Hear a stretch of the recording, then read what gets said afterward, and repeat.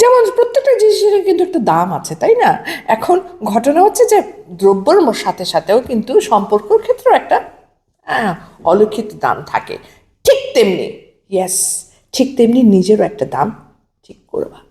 নিজেকে এতটা সহজলভ্য করবা না যাতে ওই বিনা পয়সায় পাইলে যেন মানুষ কোনো পাত্তা দেয় না সেরকম তোমার বিনয়, তুমি সরল, তুমি তোমাকে ইজিলি পেয়ে যাচ্ছে, এগুলো না তোমার কোনো মূল্যায়ন হবে না। উল্টা মানুষ তোমাকে একের হিসাবের বাইরেই রাখবে। আছে তো, এই আছে তোর মধ্যে যাবা না, নিজের একটা দাম ঠিক করবা। নিজের মূল্যায়ন তোমার নিজেকেই করতে হবে, তোমার মূল্যায়ন কিন্তু অন্য কেউ এসে করে দিবে না, রিমেম্বার এটা।